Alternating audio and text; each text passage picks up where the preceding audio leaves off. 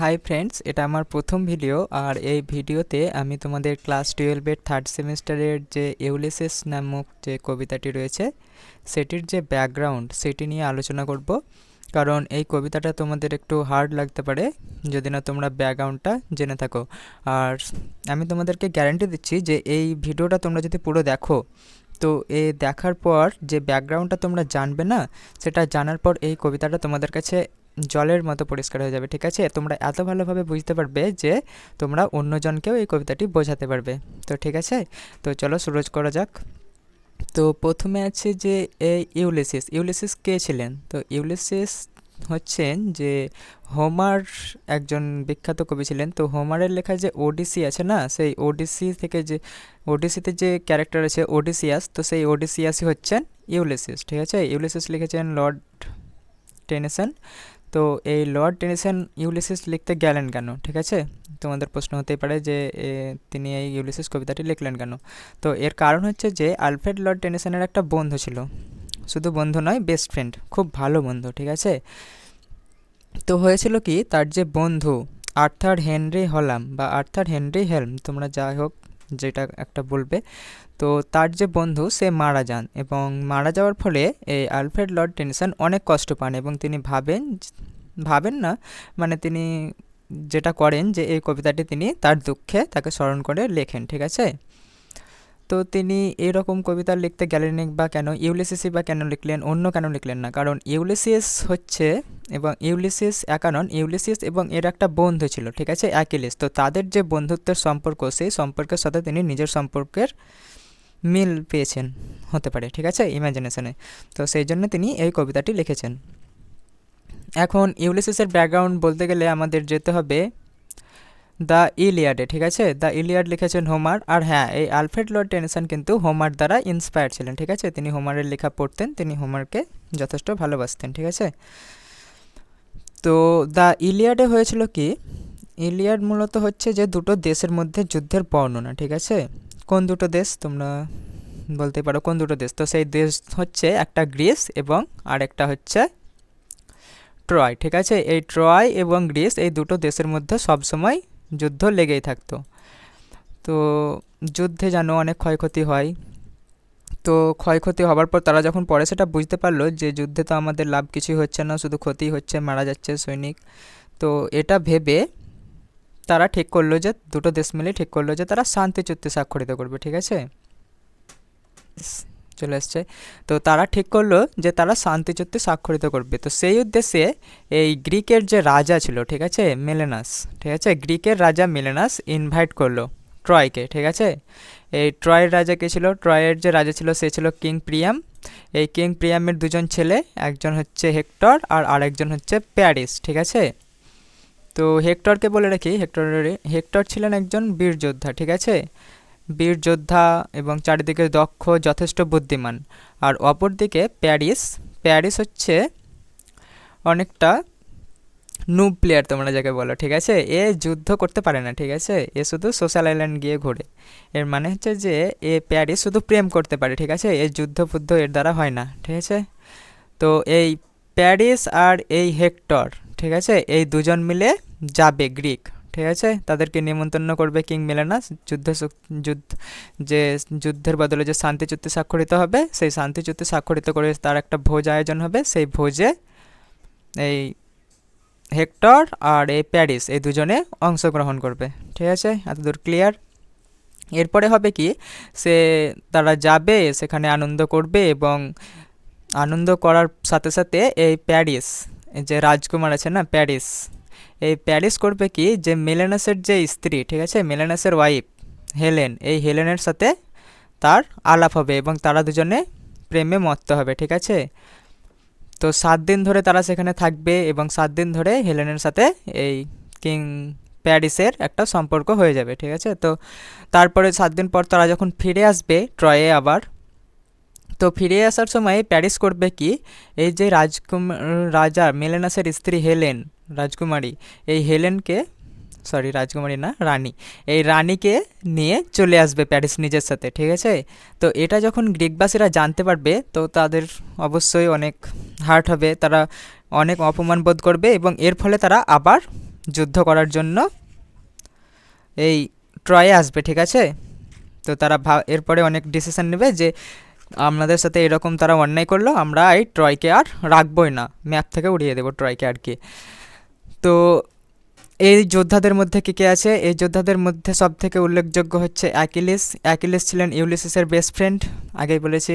তো এই অ্যাকিলিস এবং ইউলিসিস ছিল বেস্ট ফ্রেন্ড। চলো এবার অ্যাকিলিসের ডিটেলস বলি। অ্যাকিলিসের সম্পর্কে যত বলি ততই কম, ঠিক আছে। অ্যাকিলিস ছিলেন একজন বীর যোদ্ধা এবং এ এতই বড় যোদ্ধা ছিল যে এ কোনোদিনও কারো কাছে হারেনি, ঠিক আছে, বা একে হারানোর ক্ষমতা কারো নেই। কারণ অ্যাকিলিস ছিলেন একজন দেবীর সন্তান, ঠিক আছে। তার মায়ের নাম ছিল থেটিস। এই থেটিস করেছিল কি, অ্যাকিলিসের যখন জন্ম হয় সেই জন্মের সময় তাকে একটা থাকবে, ধরো মানে যে নদীতে স্নান করলে মৃত্যু হবে না আর কি, তো সেই নদীতে থেটিস তার পা ধরে তাকে ডুবিয়ে দেবে সেখানে, ঠিক আছে। তো তার ফলে এই অ্যাকিলিস হবে কি, অ্যাকিলিস অমর হয়ে যাবে, মানে শরীরের কোথাও আর যদি আঘাত লাগে তো সেখানে তার কিচ্ছু হবে না, ঠিক আছে। ভাবতে পারছো অ্যাকিলিস, তাহলে তুমি যদি অ্যাকিলিসের গলা কেটে দাও তাও অ্যাকিলিস বেঁচে থাকবে, ঠিক আছে, পুনরায় তার গলা লেগে যাবে। তো অ্যাকিলিসকে মারা এক কথায় অসম্ভব, একে তুমি 1v6 1v4 যাই করিয়ে দেও না কেন এ জিতেই ফিরে আসবে, ঠিক আছে। তো অ্যাকিলিস এত দূর, এর মায়ের নাম ছিল থেটিস, আর থেটিস ছিলেন একজন দেবী। আর দেবীর কথা যখন এলো তখন বলতেই হয় যে গ্রিক মাইথোলজি অনুযায়ী কিং জিউস, জিউস হচ্ছে দেবতাদের রাজা, ঠিক আছে। সেই জিউসের বোন ছিল থেটিস, ভাবতেই পারছো কতটা পাওয়ারফুল। তো তার এই থেটিসের পুত্র হচ্ছে অ্যাকিলিস। তো অ্যাকিলিস এক কথা এখন ধরতে গেলে অমর, একে হারানোর ক্ষমতা কারো নেই, ঠিক আছে। আর এই অ্যাকিলিস ছিল ইউলিসিসের বন্ধু। বারবার বলছি একটা কথা, কারণ এটাই সব থেকে ইম্পর্টেন্ট জিনিস। আর তারপরে অ্যাকিলিসের পর গ্রিকের আরেকজন যোদ্ধা আমরা দেখতে পাই, অ্যাগামেমনন। অ্যাগামেমনন হচ্ছে রাজাদের রাজা, ভাবতে পারছো। এই যে মেলানস, মেলানস হচ্ছে রাজা, দেখো মেলানস রাজা, কোথাকার রাজা? স্পার্টা, দেখো লেখা আছে নিচে মেলানস কিং অফ স্পার্টা। তো মেলানস হচ্ছে রাজা, আর অ্যাগামেমনন হচ্ছে এই মেলানাসেরও রাজা, ঠিক আছে। তো ভাবতেই পারছো অ্যাগামেমনন কীরকম লোক। তো এই অ্যাগামেমনন, চলো এটা পরে আসছে অ্যাগামেমননের ব্যাপারে, ঠিক আছে। এত দূর বললাম অ্যাগামেমনন হচ্ছে রাজাদের রাজা, আর অ্যাগামেমননের কিন্তু অনেকটা অ্যাটিটিউড ছিল, ঠিক আছে। এরপর বাকি ক্যারেক্টার আছে, দেখো এখানে আছে ওডিসিয়াস। ওডিসিয়াস হচ্ছেন এই ইউলিসিস, যার আরেকটার নাম হচ্ছে ওডিসিয়াস, ঠিক আছে, কিং অফ ইথাকা। তোমরা দেখতে পাচ্ছ একটা রাজা হচ্ছে ওডিসিয়াস, এই ইউলিসিস, আর আরেকটা রাজা হচ্ছে মেলেনাস, এই সবার রাজা হচ্ছে অ্যাগামেমনন, ঠিক আছে। তো এখানে আর বাকি আরেকজন আছে, দেখো প্যাট্রোক্লাস। এই প্যাট্রোক্লাস হচ্ছেন কে? প্যাট্রোক্লাস হচ্ছেন অ্যাকিলিসের কম্প্যানিয়ন, ঠিক আছে, অ্যাকিলিসের কম্প্যানিয়ন বা তার সঙ্গী, তার সাথে থাকবে আর কি, মানে তার ভাই ধরো, ঠিক আছে, ব্রাদার, ভাইচারা অন টপ, ঠিক আছে। তারপরে কি আছে এবার ট্রোজানের, দেখো ট্রোজানের এই কতজন আলোচনা করেছি। ট্রোজানের রাজা হচ্ছে কিং প্রিয়াম, তার দুটো এই এটা দেখো কুইন হেকুবা আর হেক্টর প্যারিস সম্পর্কে তো বলেইছি। আর এইগুলোর মধ্যে সেরকম না, সেরকম আর ইম্পর্টেন্ট নেই, ঠিক আছে, বাকিগুলো না জানলেও হবে। এখন গল্পটা হচ্ছে যে এই অ্যাকিলিস, অ্যাগামেমনন, মেলেনাস এরা সবাই যাবে যুদ্ধে, ঠিক আছে, ট্রয়ে। ট্রয়ে যাবে সবাই যুদ্ধ করতে, এবং প্রথম দিন হবে কি, ফার্স্ট রাউন্ডে যেহেতু অ্যাকিলিস আছে, বুঝতেই পারছো অ্যাকিলিসকে তো কেউ হারাতে পারবে না, তো জিতবে অবশ্যই, গ্রিক জিতবে।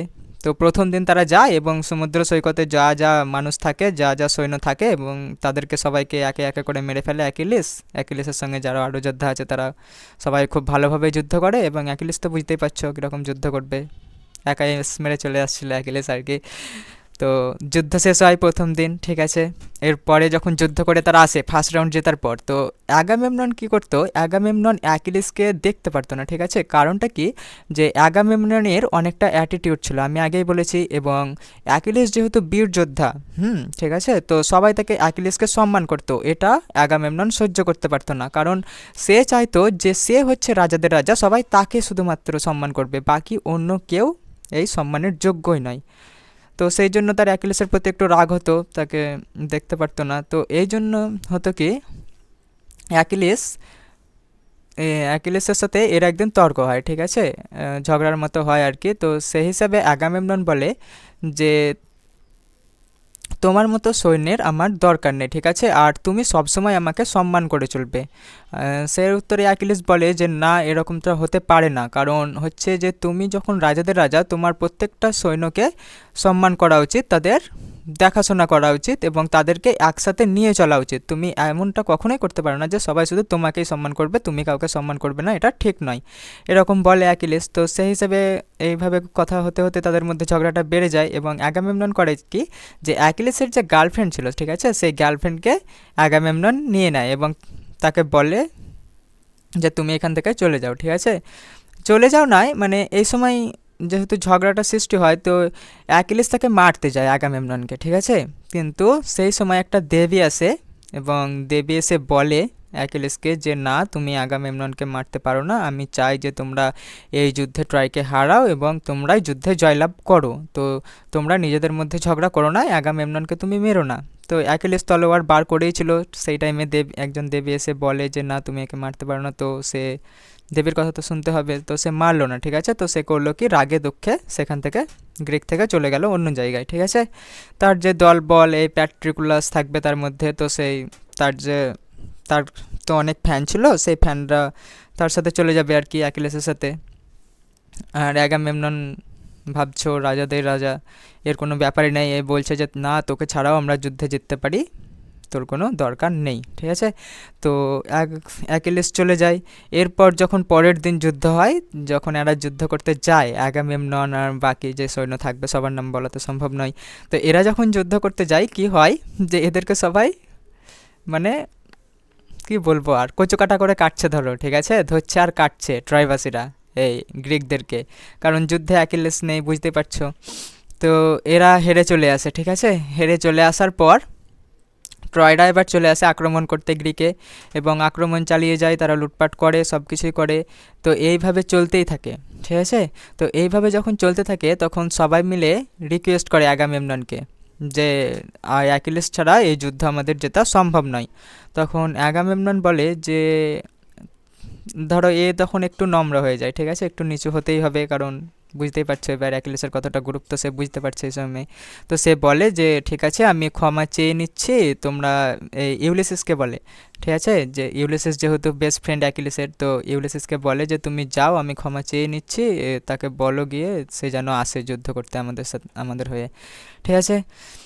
আর এই সময় কিন্তু অ্যাকিলিস চলে যায় কাঁদতে কাঁদতে তার মায়ের কাছে এবং তার মাকে বলে যে এরকম ব্যাপার, আমাকে সে অপমান করে তাড়িয়ে দিয়েছে, আমি চাই যেন তারা ক্রমাগত হারতে থাকে, ঠিক আছে, যুদ্ধে যেন তারা সবসময় হারতে থাকে এই গ্রিকরা, এবং যতদিন না তা অ্যাগামেমনন আমার কাছে এসে আমার পায়ে ধরে ক্ষমা চাইছে, ততদিন না আমি যুদ্ধে অংশগ্রহণ করছি না, ঠিক আছে। তো এই কথা যখন থেটিস শুনে, তো থেটিস সেটা শোনার পর সে চলে যায় জিউসের কাছে, ঠিক আছে। তো জিউসকে সেটা বলে যে আমি একটা বরদান চাই এরকম, যে ট্রয়বাসীরা যেন যুদ্ধে জিতে এবং গ্রিকরা যেন হেরে যায়, কারণ না আমার ছেলে সেই যুদ্ধে অংশগ্রহণ করতে চায় না, অ্যাগামেমনন তাকে অপমান করে তাড়িয়ে দিয়েছে, ঠিক আছে। তো এই কারণে ট্রয়রা যুদ্ধে জিততে থাকে, কারণ কিং জিউসকে বলেছিল থেটিস, সেটা ঠিক আছে। থেটিসকে ছিল, থেটিস ছিল অ্যাকিলিসের মা, দেবী একজন। তো অ্যাগামেমনন বলছে যে আমি রাজাদের রাজা, আমি পা ধরে ক্ষমা চাইবো, এরকম তো হবে না, আমি এরকমভাবে মৌখিক ক্ষমা চেয়ে নিচ্ছি মুখে মুখে, তো এটা বলে দাও। তো ইউলিসিস সেই মতো চলে যায় অ্যাকিলিসের কাছে এবং অ্যাকিলিসের কাছে গিয়ে কথা বলে যে দেখো এরকম ব্যাপার, অ্যাগামেমনন ক্ষমা চেয়ে নিচ্ছে কিন্তু সে তোমার পা ধরে ক্ষমা চাইতে রাজি নয়, তো তুমি চলো আমাদের সাথে যুদ্ধে অংশগ্রহণ করো। এবার অ্যাকিলিস এর উত্তরে বলে যে দেখো ইউলিসিস, তুমি তো আমার বন্ধু, তুমি আমার বন্ধু ঠিক আছে, কিন্তু তোমার জন্য আমি সব কিছু করতে পারি, তবে যে আমাকে অপমান করেছে তার হয়ে তুমি বলতে এসো না প্লিজ, ঠিক আছে। তো সেটা ইউলিসিসকে বলে, ইউলিসিস বিবেচনা করে যে এটা অবশ্য ঠিকই, যে অপমান করেছে সে তাদের পার্সোনাল ব্যাপার, আমাদের বন্ধুত্ব আমাদের বন্ধুই থাকবে, আমার বলা উচিত নয় যদিও, তবুও আমি বললাম, কিন্তু তুমি না শুনলে তাতে আমার কিছুই করার নেই। তো ঠিক আছে, ইউলিসিস সেখানে অ্যাকিলিসের কাছে খাওয়া দাওয়া করে এবং তারপর চলে আসে আবার, যুদ্ধ চলতেই থাকে, এরা হাঁটতেই থাকে। এই সময় হয় কি, যে প্যাট্রিকুলাস ছিল, দেখো প্যাট্রিকুলাস আমি বলেছি, প্যাট্রিকুলাস অ্যাকিলিসের কম্প্যানিয়ন, বেস্ট কম্প্যানিয়ন, ভাই, তার ভাইয়ের মতো, ঠিক আছে, ব্রাদার্স। তো এই প্যাট্রিকুলাস করে কি, একদিন সে ভাবে যে এতদিন থেকে বসে আছি, হাত পা সুরসুর করছে আর কি, তার মানে সে চায় যে একদিন দুটো কিল করে চলে আসুক, ঠিক আছে। তো সে যাবে যুদ্ধ করতে আর কি। যদিও অ্যাকিলিসের কোনো মত ছিল না, সে বারণ করে রেখেছিল, তার কাছে যারা থাকে সবাইকে বারণ করে রেখেছিল যে তোমরা যুদ্ধে অংশগ্রহণ করবে না, যেহেতু আমি অংশগ্রহণ করছি না। তো প্যাট্রিকুলাস সেই কথার বিরুদ্ধে লুকিয়ে চলে যায় যুদ্ধ করতে, ঠিক আছে। তো সেই সময় এই প্যাট্রিকুলাস সম্মুখীন হয় এই হেক্টরের মুখোমুখি, ঠিক আছে। এই হেক্টরের সাথে তার যুদ্ধে সম্মুখীন হয় তারা দুজনে, এবং এই হেক্টর করে কি, হেক্টর প্যাট্রিকুলাসকে মেরে ফেলে, ঠিক আছে। তো যুদ্ধ শেষ হয়। এরপর যখন অ্যাকিলিস জানতে পারে যে এরকম ব্যাপার, হেক্টর প্যাট্রিকুলাসকে মেরে ফেলেছে, তো তার অনেকটা হার্ট হয়, যেহেতু তার ভাইয়ের মতো ছিল প্যাট্রিকুলাস। তো এবার একটা পার্সোনাল হয়ে যায়, সে না চাইতেও সে যুদ্ধে এবার অংশগ্রহণ করে, কেননা একটা পার্সোনাল হয়ে গেছে, ঠিক আছে, নিজেদের মধ্যে হয়ে গেছে। তো অ্যাকিলিস এবার পরের দিন কী করে দেখো, এবার এখানে বেস্ট ব্যাপার। অ্যাকিলিস পরের দিন হেক্টরকে চ্যালেঞ্জ করে যে তুই আমার ভাইকে মেরেছিস, চলে আয়, তোর সাথে আজকে 1v1 হবে, ঠিক আছে। তো তারা দুজনে যুদ্ধ করে এবং প্রতিশোধ নিয়ে নেয়। অ্যাকিলিস, তোমরা জানোই যে অ্যাকিলিস কত বড় যোদ্ধা, তো অ্যাকিলিসকে হারানো তো ইম্পসিবল। তো অ্যাকিলিস করে কি, প্রতিশোধে হেক্টরকে মেরে ফেলে, ঠিক আছে। এবং অ্যাকিলিস যেহেতু যুদ্ধে অংশগ্রহণ করেছে এবং ইউলিসিসের সাথে আছে আর কি, তো সেই সময় তারা যুদ্ধে জয়লাভ করে এবং আশেপাশের যা ছিল সবকে ধ্বংস করে ফেলে। কিন্তু ট্রয়ে কী ছিল, ট্রয়ে একটা দেওয়াল ছিল, ঠিক আছে। সেই দেওয়াল ভেতরে ঢুকতে পারতো না কেউ, দেওয়াল ভেঙে আর কি, ঠিক আছে। তো এই সময় হয় কি, তারা দেওয়ালের বাইরে যা ছিল সব কিছু লুটপাট করে নিয়েছে, ঠিক আছে, সবাইকে মেরে ফেলেছে। কিন্তু এখন প্রবলেম হচ্ছে যে সেই দেওয়াল ভেদ করে তারা ট্রয়ের ভিতরে যেতে পারবে না, ঠিক আছে। তো এই সময় ইউলিসিস একটা রোল প্লে করে, ঠিক আছে, কারণ ইউলিসিস ছিলেন একজন বীর যোদ্ধা এবং অপরদিকে তিনি ছিলেন অনেক প্ল্যানার, ঠিক আছে, বেস্ট প্ল্যানার, আইডল, ঠিক আছে। তো ইউলিসিস এই সময় প্ল্যান করে যে ঠিক আছে, তারা ঢুকতে দেবে না, ঠিক আছে, চলো আমরা একটা প্ল্যান করি। তো ইউলিসিস করে কি, একটা বড় কাঠের ঘোড়া, ঠিক আছে, যাকে বলা হয় ট্রোজান হর্স, ঠিক আছে। সেই ঘোড়াটা তৈরি হয় কাঠ দিয়ে, এবং ঘোড়াটার ভিতর থাকে ফোল্ডিং সিস্টেম, ঠিক আছে, ভিতরে ফাঁকা থাকবে। এবং ইউলিসিস করে যে তারা আবার ট্রয়ের সাথে শান্তি চুক্তি করার করে, ঠিক আছে। তারা বলে যে ট্রয়কে যে আমরা আবার শান্তি চুক্তি করব এবং তোমাদেরকে আমরা ভালোবেসে এই শান্তি চুক্তির উদ্দেশ্যে একটা ঘোড়া গিফট করছি, ঠিক আছে। তো আর সেই ঘোড়ার মধ্যে তারা সৈন্য ভরে রেখে দেয়।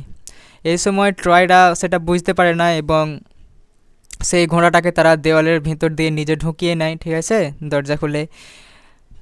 মানে ট্রয়ের ব্যাপারটা এমন ছিল যে ট্রয়রা যদি না চাইতো সেই দরজা খুলতে, তো কেউ ট্রয়ে ঢুকতে পারতো না, কিন্তু তারা যদি চাইতো তো তারা কোনো জিনিসকে ভিতরে ভরতে পারতো, ট্রয়বাসীরা, ঠিক আছে, দরজার মাধ্যমে। তো তারা ঘোড়াটাকে ভিতরে ঢোকায় এবং হয় কি যে রাত্রিবেলা, ঠিক আছে, এই ঘোড়ার মধ্যে যে সৈন্য ভরা ছিল সেই সৈন্যগুলো বার হয়ে গোটা ট্রয়ে হামলা চালিয়ে দেয় এবং ট্রয় পুরো ধ্বংস করে ফেলে, ঠিক আছে। এবং বাইরেও সৈন্য রাখা ছিল, সবাই রেডি ছিল যে এই রকম রাতে এই টাইমে আমরা হামলা চালিয়ে দেব, তোমরা সবাই অ্যাটাক করে দেবে, ঠিক আছে। তো এইভাবে ইউলিসিস প্ল্যানটা করে, ইউলিসিস বলতে যে ইউলিসিস, এবং সেই প্ল্যানের মাধ্যমে তারা যুদ্ধে পুরোপুরি জয়লাভ করে।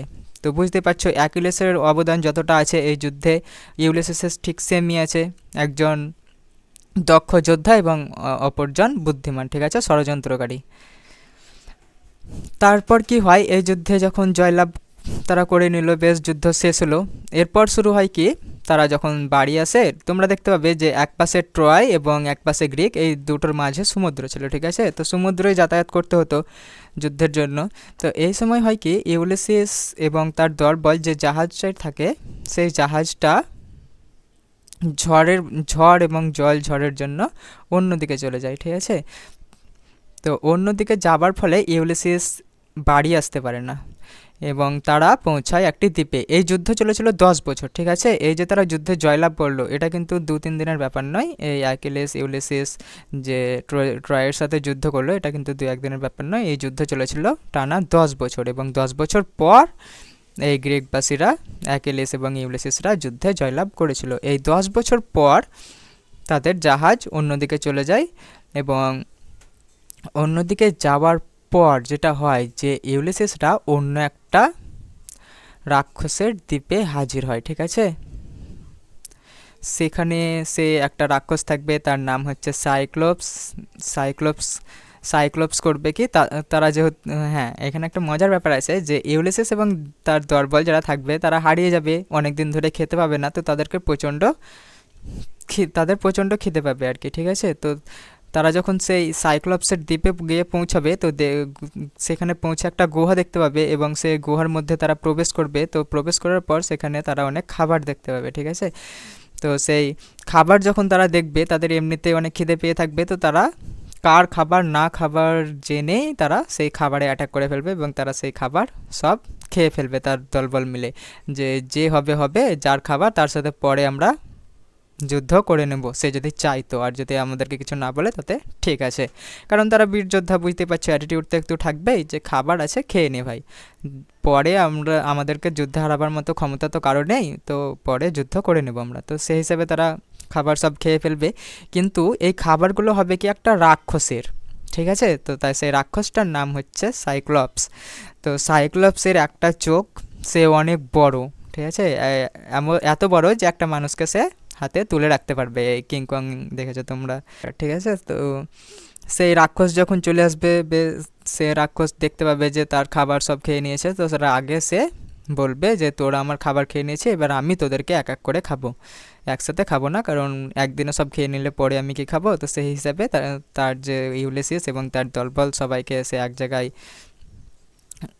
রাখবে আর কি, একটা জেলের মতো করে, এবং গুহার যে বাইরে সে গেট লাগিয়ে দেবে, ঠিক আছে, একটা পাথর দিয়ে গুহার যে মুখ সেটা বন্ধ করে দেবে।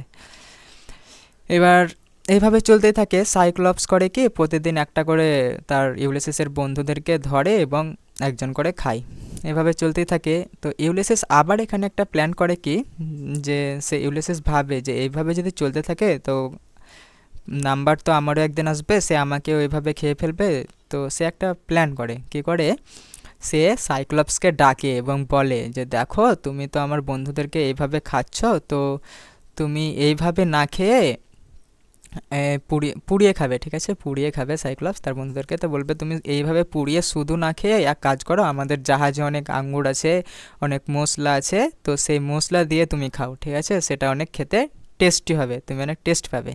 তো সাইক্লোপস সেটা শুনে এবং বলে যে তুই আমাকে বোকা ভাবছিস, আমি কিন্তু তোদেরকে যেতে দেব না, তোদের জাহাজে মশলা আছে, আমি নিজেই গিয়ে নিয়ে আসবো, কারণ তোদেরকে যেতে দিলে তোরা যদি পালিয়ে যাস। সেই হিসাবে সাইক্লপস নিজেই যাবে সেই জাহাজে এবং দেখবে যে হ্যাঁ সত্যিই সেই জাহাজে মশলা আঙুর সব কিছুই আছে, সেগুলো সে নিয়ে আসবে, সেগুলো খাবে এবং আঙুর দিয়ে যে মদ তৈরি হবে সেই মদটাও সে খাবে সাইক্লপস, এবং সেই মদ খেয়ে তার প্রচণ্ড নেশা হবে, সে কিছু জানতে পারবে না, তার জ্ঞান থাকবে না। সেই টাইমে ইউলিসিস এবং তার দলবলরা করবে কি, একটা লোহার রড নেবে এবং সেই রডকে আগুনে পুড়িয়ে তাতাবে এবং সেটাকে তাপানোর পর তার চোখ যে থাকবে সেই চোখে তারা ঢুকিয়ে দেবে সেটাকে, ঠিক আছে। এবার নেশাতে সেরকম জ্ঞান না থাকায় সাইক্লপস চারিদিকে ছুটে বেড়াবে এবং সে ছুটতে ছুটতে গুহার যে গেট সেটাকে খুলে দেবে, এবং সেই গেট খোলা অবস্থায় যখন পাবে ইউলিসিসরা, তখন সেই গেট দিয়ে তারা বেরিয়ে চলে আসবে, ঠিক আছে। তো এটা গেলে একটা অ্যাডভেঞ্চার ইউলিসিসের লাইফে। আর একবার তারা সেই জাহাজে করে আর একটা দ্বীপে পৌঁছাবে, ঠিক আছে। তো সেই দ্বীপে হবে কি, সেখানে জাদুকর থাকবে, ঠিক আছে, জাদুকরনি মেয়ে, জাদুকরনি দেখতে অনেক সুন্দরী। সেই বেলায় কী করবে, সবাই যাবে তার বন্ধুরা এক এক করে গুহাতে, এবং যারা যাবে সেই জাদুকরনি সবাইকে শুয়োর, ছাগল, ভেড়া সব কিছু বানিয়ে দেবে। জাদুর একটা লাঠি থাকবে, সেই লাঠি দিয়ে সবাইকে এগুলো বানিয়ে দেবে। এবার অ্যাকিলিস এক এক করে সবাইকে পাঠাচ্ছে, ঠিক আছে, কিন্তু নিজে যায়নি। তো সে ভাবছে যে যেই যাচ্ছে আর আসছে না ফিরে, এই গুহার মধ্যে কী এমন আছে যে কেউ আসতে চাইছে না। সেই সময় ইউলিসিস করবে কি, অ্যাকিলিসের কথা আমি পরে আসছি, ঠিক আছে, অ্যাকিলিস এখন এই পার্টে নেই। অ্যাকিলিস আরও যুদ্ধ হবে, অ্যাকিলিস পরে হেরে যাবে, এমন জনের কাছে হারবে যে বলতেই লজ্জা লাগছে, সে প্যারিসের কাছে হেরে যাবে, কারণ আমি আগেই বলেছি প্যারিস হলো নুব প্লেয়ার, হ্যাঁ। কিন্তু হবে কি ব্যাপারটা, যে থেটিস যখন এই অ্যাকিলিসকে সে অমৃতের নদীতে ডোবাবে, সেই সময় সে তার গোড়ালি ধরে তাকে ওই নদীতে ডোবাবে, এবং সব জায়গায় জল পেলেও কিন্তু যেহেতু থেটিস গোড়ালিটা ধরে থাকবে, তো সেই হিসাবে গোড়ালিতে কিন্তু সেই নদীর জল স্পর্শ হবে না, এবং অ্যাকিলিসের যে দুর্বল জায়গা হবে সেটা হবে তার গোড়ালি, ঠিক আছে। তো এই প্যারিস করবে কি, এই প্যারিস তো আমি আগেই বলেছি এ যুদ্ধ করতে পারবে না, কিন্তু সে যুদ্ধে অংশগ্রহণ করবে, কারণ করতেই হবে যুদ্ধ। তো সেই সময় হবে কি, এই প্যারিস তীর মারতে যাবে তার বুকে অ্যাকিলিসের, কিন্তু সেই তীর যেহেতু সে চালাতে পারে না ভালো, তো সেই তীরটা গিয়ে লেগে যাবে গোড়ালিতে, অ্যাকিলিসের গোড়ালিতে সেই তীরটা লেগে যাবে এবং তার ফলে অ্যাকিলিস মারা যাবে। ঠিক আছে, তো অ্যাকিলিসের গল্প এখানে শেষ হলো।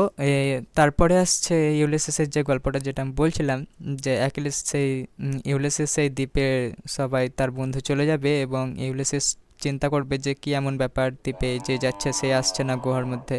সেই সময় সে যাবে এবং ইউলিসিস কিন্তু, সরি বারবার অ্যাকিলিসেরই নাম আসছে, ইউলিসিস যেহেতু দেবীদের অনেকটা ফেভারিট ছিল, তো সেই সময় হবে কি একটা দেবী আসবে এবং ইউলিসিসকে বলবে যে এখানে তুমি যেও না, এটা হচ্ছে জাদুকরণের দ্বীপ, যারা গিয়েছে তারা সবাই শুয়োর ভেড়া হয়ে গেছে।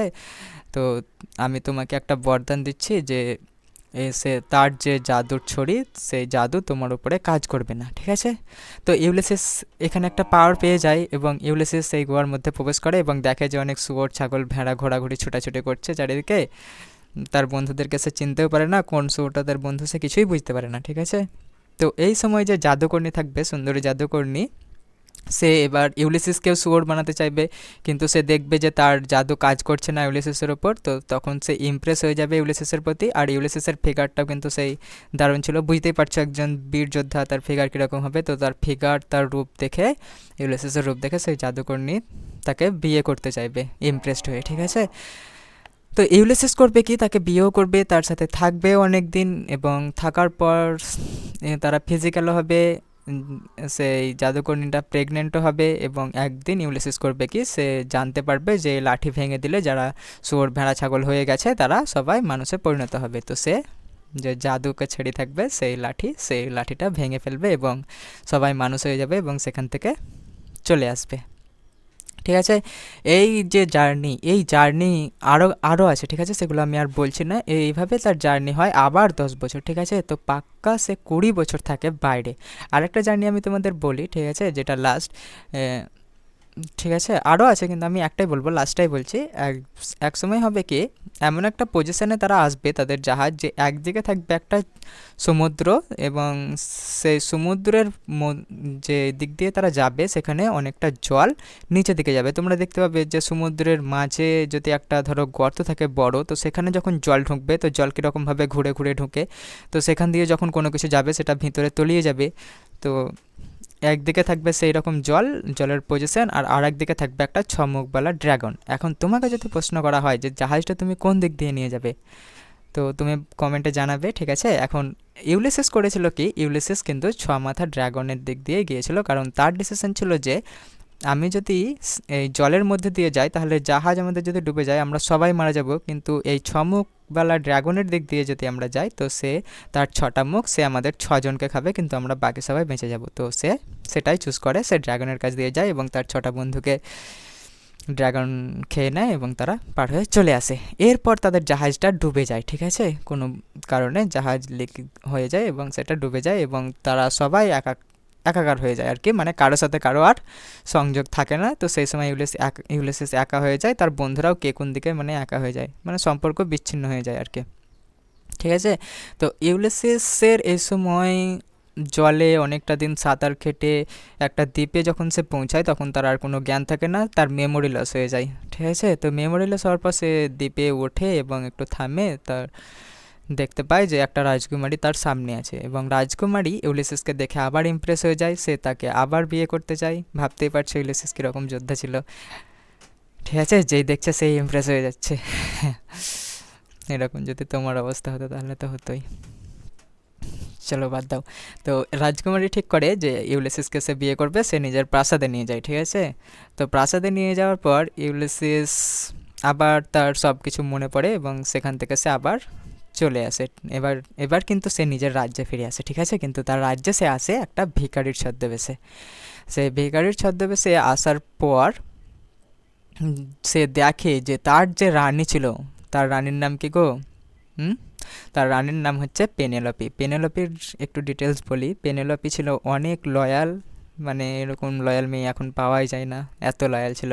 তো পেনেলোপি ছিল অনেক লয়াল এবং অনেক সুন্দরী, ঠিক আছে, অনেক সুন্দরী এবং অনেক লয়াল ছিলেন পেনেলোপি। এই সময় হয় যে পেনেলোপিকে তার রাজ্যের যে মন্ত্রী বা অন্যান্য যারা থাকে পজিশনে, তো তারা সবাই পেনেলোপিকে চাপ দেয় যে আপনি করে বলেন যে দেখেন আপনার এরকম অবস্থা, ইউলিসিস তো 20 বছর ধরে নিখোঁজ, তো আপনাকে এখন করতে হবে কি, আমাদের মধ্যে থেকে একজনকে রাজা হিসাবে বেছে নিতে হবে, আপনাকে বিয়ে করতে হবে এবং যাকে আপনি বিয়ে করবেন সে এই ইথাকার রাজা হবে। এবার এই পজিশনে পেনেলোপি করে কি, পেনেলোপি চায় না অন্য কাউকে বিয়ে করতে, কারণ তার দৃঢ় বিশ্বাস যে ইউলিসিস একদিন ফিরে আসবে এবং সে অনেক লয়াল, সে ইউলিসিসের সাথেই সম্পর্কে থাকবে এবং অন্য কোনো দ্বিতীয় পুরুষের সাথে সে বিবাহ করবে না। সেই হিসাবে এই সময় পেনেলোপি করে কি, পেনেলোপি একটা কম্পিটিশান আয়োজন করে যে ইউলিসিসের একটা ধনুক থাকবে, সেই ধনুকে যে দড়ি পরিয়ে 7টা রিং থাকবে, সেই 7টা রিংয়ের মধ্যে দিয়ে যে লক্ষ্য ভেদ করতে পারবে এবং সেই হবে যোগ্য পেনেলোপিকে বিয়ে করার, যেটা এক কথায় অসম্ভব ছিল এবং অসম্ভব ছিল বলেই পেনেলোপি এটা বলেছিল, কারণ সে চাইতো না কাউকে বিয়ে করতে।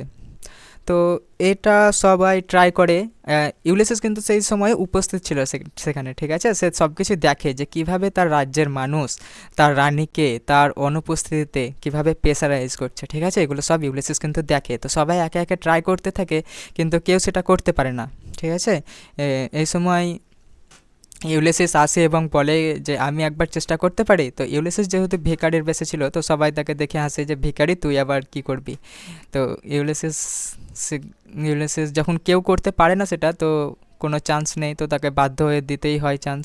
তো ইউলিসিস ট্রাই করে এবং যেহেতু সেই একমাত্র পার্থ সেটা করতে, তারই ধনুক ছিল, তো সে সেই ধনুকের দড়ি পরিয়ে সে সেমভাবে লক্ষ্যভেদ করে এবং সেই সময় দু হাতকে এসআরকের মতো পজিশন দিয়ে বলে যে আমি হচ্ছি ইউলিসিস দ্য কিং। এরপর সে যারা প্রেসারাইজ করছিল তাদেরকে থেকে একবারে পেটাতে শুরু করে এবং সে রাজ্য থেকে তাড়িয়ে দেয় আর কি, একদম মেরে ফেলে। তো এই সময় তাদের শেষ হয় আর কি। 10 বছর কমপ্লিট হওয়ার পর সে নিজের রাজ্যে ফিরে আসে, এভাবে তার 20 বছর কাটলো, আমি বললাম সব কিছুই। তো এরপর থেকে শুরু হয় তার লাইফের ফুল স্টপ, কারণ এরপর তার লাইফ চলতে থাকে। এই যে তিনি বলবেন এবার ইউলিসিস যে কবিতাটি আছে, এরপর সে এখানে বলবে যে তার লাইফ কীভাবে চলতে থাকে।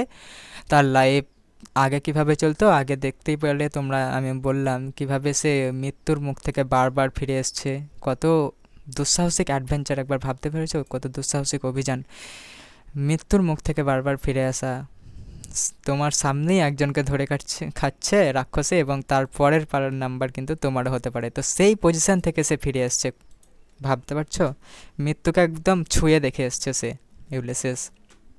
কিন্তু এখন তাকে করতে হচ্ছে কি, এখন একজন স্ত্রী আছে, তার পুত্র আছে এবং তারা স্ত্রী এবং ইউলিসিস দুজনে মিলে শুধুমাত্র ওই আগুনের পাশে বসে আগুন পোহাচ্ছে। তো এই যে বোরিং লাইফ, এটা তার কিন্তু ভালো লাগছে না, কারণ সে 20 বছর যেভাবে কাটিয়েছে সে এখনও চায় সে সেই অবস্থাতেই বাঁচবে, যতদিন না তার মৃত্যু হচ্ছে সে বসে বসে নিজের মৃত্যুর অপেক্ষা করতে পারবেন না, সে অ্যাডভেঞ্চার করবে, ঠিক আছে। এইরকম তার চিন্তাধারা ইউলিসিসের। বসে থাকার মানুষ তিনি নন, তিনি একজন হচ্ছে বীর যোদ্ধা। আর একটা এই রাজ্যের যে একটা লাইন আমি মেনশন করছি এখানে, আমি এই কবিতাটা তোমাদের পড়াবো না, ঠিক আছে, আমি ব্যাকগ্রাউন্ড সম্পর্কে শুধু বলবো। এইখানে দেখো স্যাভেজ রেস, ঠিক আছে, এই স্যাভেজ রেস, তিনি নিজের রাজ্যের যে লোক তাদেরকে তিনি স্যাভেজ রেস বলে মেনশন করছেন, কেননা যুদ্ধ যখন হয় এই 10 বছর এই দ্য ইলিয়াডে, ঠিক আছে, ট্রয় এবং গ্রিকের মধ্যে, তো সেই সময় ইথাকাতে যতগুলো বীর পুরুষ ছিল সেই বীর পুরুষগুলো কিন্তু যুদ্ধে অংশগ্রহণ করেছিল এবং সেই সময় যে শিশুগুলো জন্ম নিয়েছিল যারা এখন অনেক বড় হয়েছে, ঠিক আছে, তো সেই শিশুগুলো কাদের সাথে বড় হয়েছে না, তারা কোনো বড় যোদ্ধার সংস্পর্শে বড় হয়নি, তারা শুধুমাত্র বৃদ্ধ বুড়ো বয়স্ক লোক এবং তার মা, তাদের ঠাকুমা, এদের সাথে বড় হয়েছে। ফলে যুদ্ধ জিনিসটা কি এরা জানেই না, যে বীরত্ব কাকে বলে, যুদ্ধ কিভাবে করতে হয়, যুদ্ধের যে স্কিল সেগুলো কতটা কঠিন এবং একজন বীর যোদ্ধা কতটা সম্মান ডিজার্ভ করে, এদের মধ্যে কোনো জ্ঞানের নেই। তারা শুধু কি বলেছে দেখো, খায় দায় আর ঘুমায়, এই জন্য তিনি তাদেরকে স্যাভেজ রেস বলে উল্লেখ করেছেন। আর আরেকটা বড় কথা, ইউলিসিস যে এত বড় যোদ্ধা, সে অ্যাকিলিসের সাথে যুদ্ধ করেছে, সে ট্রয়ের এত যে দেওয়াল, অসম্ভব দেওয়াল, সেটাকে পার করে তিনি যুদ্ধে জয়লাভ করিয়েছেন। কত বড় ষড়যন্ত্র তিনি করেছেন, এইগুলো এরা কেউ জানেই না, ঠিক আছে। তার রাজ্যের যে লোক এখন এগুলোর জন্য ইউলিসিসকে কোনো সম্মানই দেয় না। তারা ভাবে যে রাজা রাজা আর কি, সে তার অনেক টাকা আছে, বাস এটুকুই, এই জন্যই সে রাজা, সে যা চাই সে করতে পারে। কিন্তু রাজা সে কেন হয়েছে, তার যোগ্যতা কি, তার মধ্যে কি কোয়ালিটি আছে যুদ্ধ করার, সে কতটা দক্ষ, তার সামনে একজনকে যুদ্ধে নামিয়ে দিলে সে কিভাবে তাকে মারবে, এই যে তার ক্ষমতা, তার বীরত্ব, তার শরীরের যে ক্ষমতা, সেটাকে তারা সম্মানই করতে পারে না। তার বুদ্ধির তো পারেনি না, তার বুদ্ধি কতটা সে হিসাবে তো তার রাজ্যের লোকের কোনো আইডিয়াই নেই। তো এই জন্য তিনি নিজের রাজ্যের লোককে একদমই দেখতে পারেন না দু চোখে, সে তাদেরকে স্যাভেজ রেস বলে মেনশন করছেন, ঠিক আছে হলো। আর বাকি তোমরা সবাই দেখতে পাবে, ঠিক আছে, তাদের জাহাজ কীভাবে এই হায়াডাস, যে ঝড়টার জন্য তাদের জাহাজ হারিয়ে যায়, সেই ঝড়টার নাম হচ্ছে হায়াডাস। হ্যান্ডেস, তারপরে আর কি আছে, আর কিছু নেই, ঠিক আছে। এইগুলোই সে বলবে যে আমার রাজ্যের লোক এইরকম, শুধু খায় দায় ঘুমায়, এদেরকে আমার পছন্দ নয়, আমি চাই কি আমি এই রাজ্য ছেড়ে চলে যাব এবং আমি আবার সে অ্যাডভেঞ্চারে অংশগ্রহণ করব। আর সে নিজের বউকে বলে যে এজ ডয়েব, এটা কিন্তু আমার সহ্য হয়নি একবারে, ইউলিসিস যা করেছে এতদিন ঠিক করেছে, কিন্তু নিজের স্ত্রীকে এজ ডয়েব বলাটা, এটা কিন্তু আমি মেনে নিতে পারছি না, কারণ তার স্ত্রী অনেক লয়াল ছিল। তোমরা শুনলে যে সে কতটা লয়াল ছিল, সে মোটেও কিন্তু এই এজ ডয়েব কথাটা ডিজার্ভ করে না, আর তিনি অনেক কিন্তু সুন্দরীও ছিলেন, ঠিক আছে। তো এই হলো আমার আলোচনা ইউলিসিসের যে ব্যাকগ্রাউন্ড সেটা সম্পর্কে। আশা করছি তোমরা এবার যদি এই ইউলিসিস কবিতাটি পড়ো তোমরা সব কিছুই বুঝতে পারবে। এরপরে যদি তোমাদের কোনো কোশ্চেন থেকে থাকে ইউলিসিস সম্পর্কে, তোমরা যদি চাও যে আমি লাইন বাই লাইন পড়াই তোমাদের, তো অবশ্যই কমেন্ট করো, আমি চেষ্টা করব পড়ানোর। তোই থ্যাংক ইউ, তুমি কমেন্ট করে দাও প্লিজ, যদি তুমি এত দূর পর্যন্ত দেখছো ভিডিওটা, প্লিজ একটা কমেন্ট করো, কারণ এটা আমার প্রথম ক্লাস। কেমন হয়েছে আমি জানি না, যদি তোমাদের মনে হয় যে এই জায়গাটা ইমপ্রুভ করা দরকার, তো প্লিজ তোমরা কমেন্ট করো। Thanks for watching guys, love you.